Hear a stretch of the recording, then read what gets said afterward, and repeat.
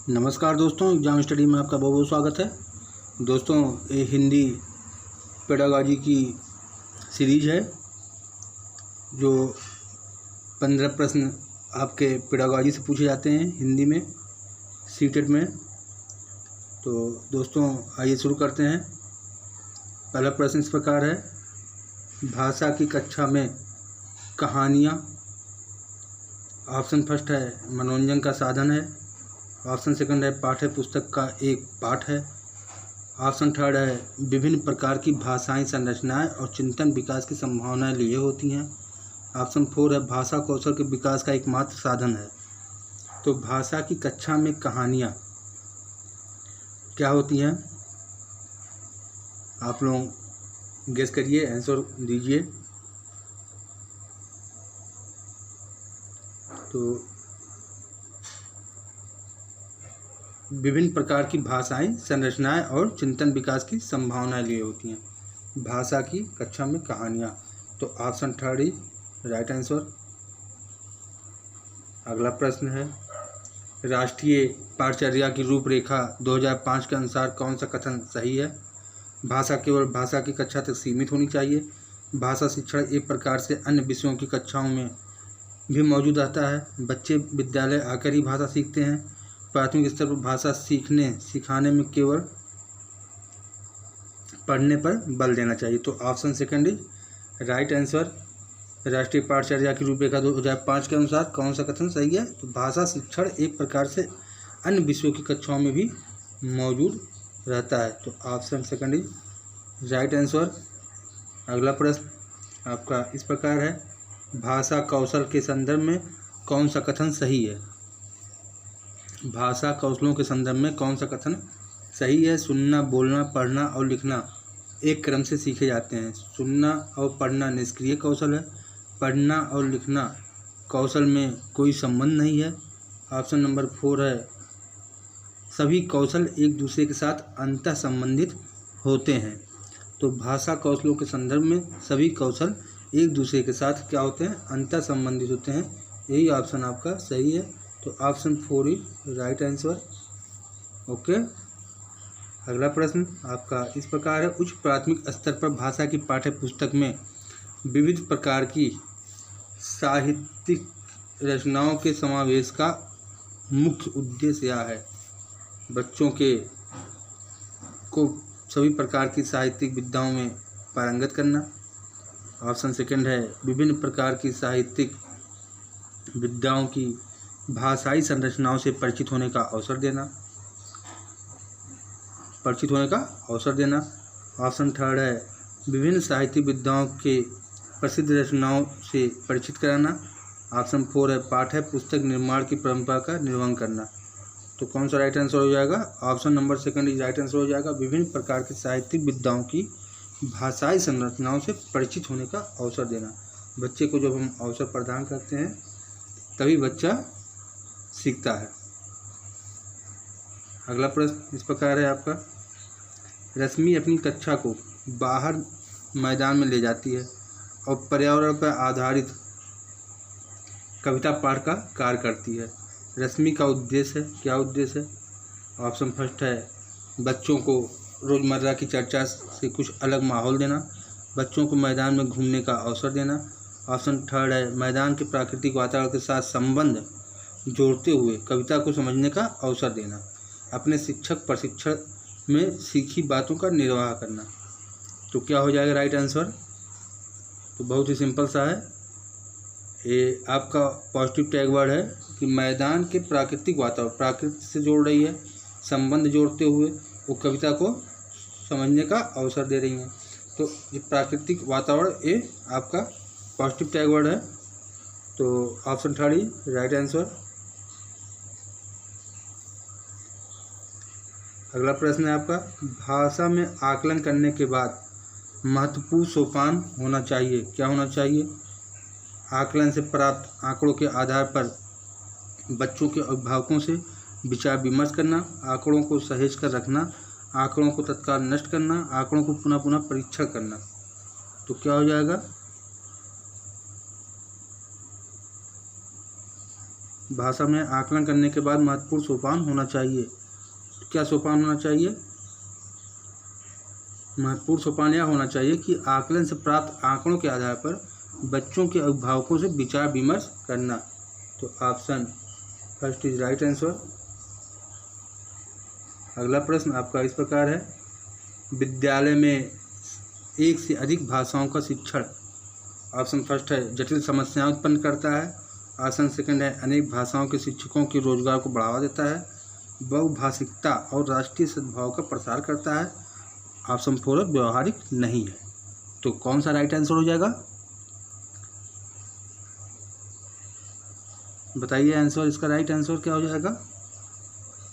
विद्यालय में एक से अधिक भाषाओं का शिक्षण अनेक भाषाओं और राष्ट्रीय सद्भाव का प्रसार करता है। बहुभाषिकता मतलब हो गया अनेक भाषा, और राष्ट्रीय सद्भाव का प्रसार करता है। Option third is right answer. अगला प्रश्न आपका इस प्रकार है, भाषा शिक्षण की प्रत्यक्ष विधि में मातृभाषा का निरर्थक हस्तक्षेप होता है। ऑप्शन सेकंड भाषा अर्जन की स्वाभाविक स्थिति का निर्माण होता है। ऑप्शन थर्ड अतिरिक्त शिक्षण सामग्री की कोई आवश्यकता नहीं। ऑप्शन फोर भाषा की विविध संरचनाओं के लेखन हेतु अभ्यास पर बल दिया जाता है। तो क्या हो जाएगा राइट आंसर? भाषा शिक्षण की प्रत्यक्ष विधि है। प्रत्यक्ष मतलब डायरेक्ट विधि क्या होती है? डायरेक्ट विधि में भाषा अर्जन की स्वाभाविक स्थिति का निर्माण होता है। तो option second is right answer. भाषा अर्जन की स्वाभाविक स्थिति का निर्माण होता है। भाषा प्रत्यक्ष विधि डायरेक्ट मेथड में। तो नेक्स्ट क्वेश्चन है आपका, भाषा में रचनात्मक आकलन का सर्वाधिक बेहतर उदाहरण है। बच्चे को अपने खट्टे मीठे अनुभव लिखने के लिए कहना, श्रुतलेख, प्रश्नों के उत्तर लिखवाना, इकाई परीक्षा लेना। तो क्या हो जाएगा? रचनात्मक जिसमें क्रिएटिविटी हो, मतलब बच्चे को अपने खट्टे मीठे अनुभव लिखने के लिए कहना। तो option first is right answer हो जाएगा। ओके, नेक्स्ट क्वेश्चन, हिंदी भाषा के प्रश्न पत्र में आप किस प्रश्न को सर्वाधिक उचित मानते हैं? बताइए। ऑप्शन फर्स्ट है विशेषणों के कितने और कौन से भेद होते हैं। ऑप्शन सेकंड है प्रत्ययों की परिभाषा लिखिए। ऑप्शन थर्ड है सर्वनाम के भेदों को उदाहरण से स्पष्ट कीजिए। ऑप्शन फोर है लेखक ने पहाड़ों पर होने वाली बारिश का वर्णन एक अलग तरीके से किया है, आप बारिश संबंधी अपना अनुभव लिखिए।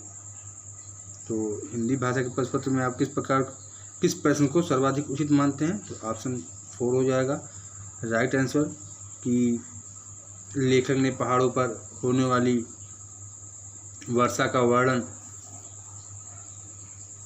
अलग तरीके से किया है, आप वर्षा संबंधी अपना अनुभव अपने शब्दों में व्यक्त कीजिए। तो ऑप्शन फोर इसका हो जाएगा राइट आंसर हो जाएगा। ओके,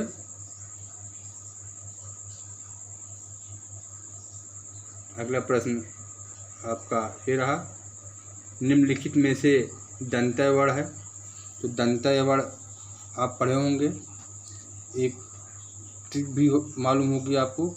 दंतय KTM, के से कंठ, टी से तालब, यम से मूर्धन। तो कौन सा हो जाएगा? दंतय KTM द आ, एक ट्रिक है KTM द आ। तो कौन सा हो जाएगा बताइए? दंतय वर्ण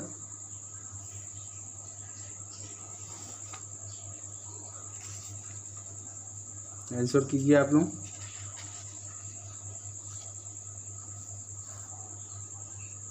तो जिन वर्णों के उच्चारण में जीवा की नोक ऊपरी दांतों का स्पर्श करती है, दंत व्यंजन कराते हैं, ये तो जानते हैं, ता, था, दा, धा, सा। तो राइट आंसर क्या हो गया? ऑप्शन थर्ड ही राइट आंसर, ता। दंत वर्ण क्या हो गया? ता। आइए अगले पद पर चलते हैं। निम्नलिखित में से तत्सम शब्द है ऊंट, काठ, दूध, काम। तो तत्सम पूछ रहा है, जो शब्द हिंदी में संस्कृत भाषा से आए हैं और जो कि त्यो प्रयुक्त हो रहे हैं तत्सम कराते हैं। तो ऊँट, काठ, दुग्ध, काम, तो क्या हो जाएगा? ऑप्शन थर्ड ही राइट आंसर दुग्ध हो जाएगा, दुग्ध। अगला प्रश्न, हिंदी शब्द के उसमें पहले आने वाला शब्द है वक्त, वरक, वक्र, वर्ग। हिंदी शब्द के उसमें पहले आने वाला शब्द है। आप लोग उत्तर पे मत जाइए, इसको क्वेश्चन को देखिए ध्यान से। पहले कौन सा शब्द आता है? पहले आता है वक्र, फिर वरक, फिर वर्ग आएगा। तो कौन सा राइट आंसर हो जाएगा? ऑप्शन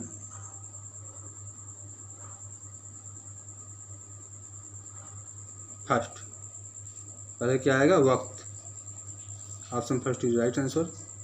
अगला प्रश्न, मोक्ष की इच्छा करने वाला वाक्यांश के लिए शब्द है, सही शब्द कौन सा है?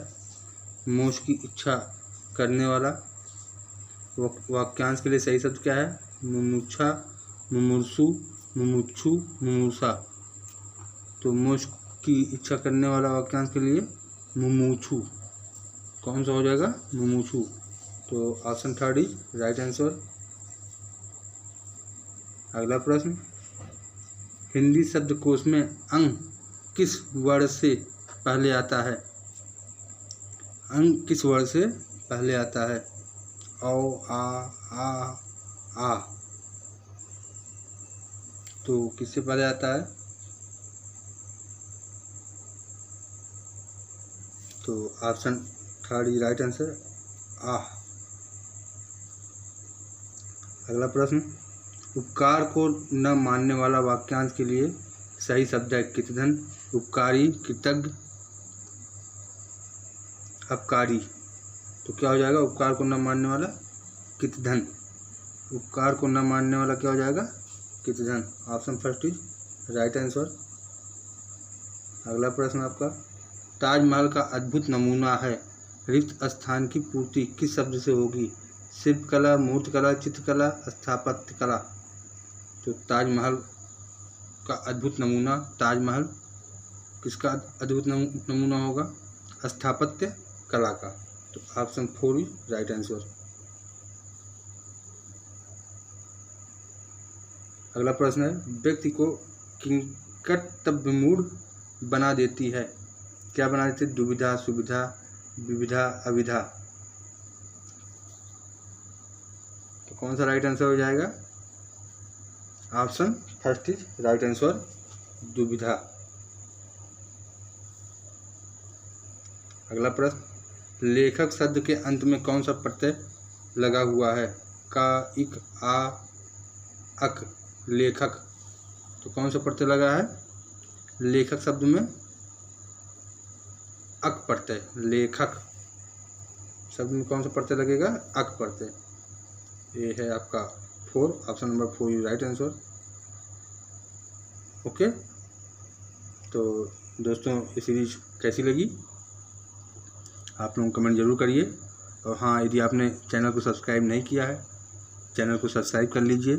सीटेट की परीक्षा की दृष्टि से ये बहुत ही महत्वपूर्ण चैनल है। 2020 सीटेट में आपको 100% सफलता की गारंटी लेता है। तो सीरीज पसंद आई हो लाइक करिए और अपने दोस्तों को शेयर ज़रूर करिए। धन्यवाद। जय हिंद।